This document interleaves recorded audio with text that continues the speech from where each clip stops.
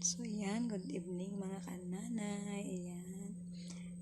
Tomorrow is Sunday. So, ang aking vlog ay tungkol sa aking pagtitinda. Ayan. Kasi bukas po ay Changi Day.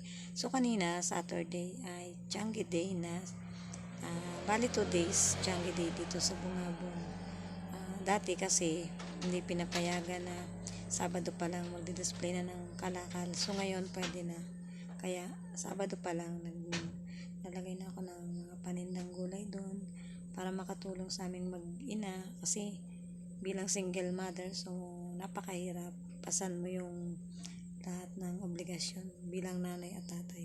So, ayan, bukas ng umaga, isi-share ko sa inyo yung aking mga paninda doon. At kung ano pa yung mga iba't ibang gulay, kung ano yung mga presyo. Pero hindi ko masasabi kung magagampanan ko po na iikot ko kayo doon. Siguro sisingit ako na may ikot ko yung Changihan at i-share sa inyo ang mga presyo. So ayan, see you tomorrow.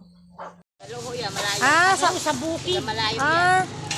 Ano, papakita ko sa inyo. Hindi naman lakatan, ano? Ibang lakatan saging. Anong saging yan, te? Yan, shout out sa'yo, ate. At anong saging yan? Latordan. Latordan. Magkano kuha mo? Mahal ang latordan at lakatan, diga. Tapos ang sabaho, ang lalaki, oh. Magkano ho din pag binenta? Wala pang presyo eh. Wala pang presyo. So ito ho, hindi ko kilalang saging. Ang tawag nila dito ay bungulan. Pero ang lalaki. Matamis, nanay? Nay, matamis na saging ito? Matamis yan.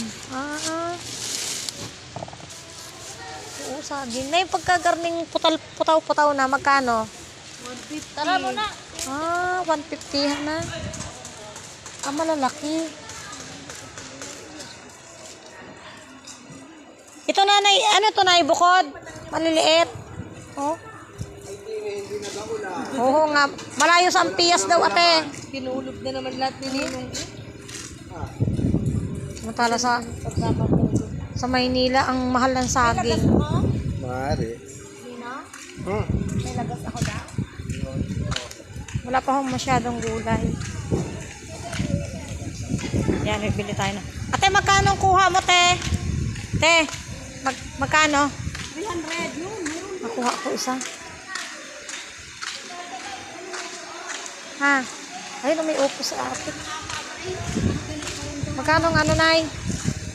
Yun o, nay, kalabasa, nay. Peng isa. Magkano kalabasa, nay?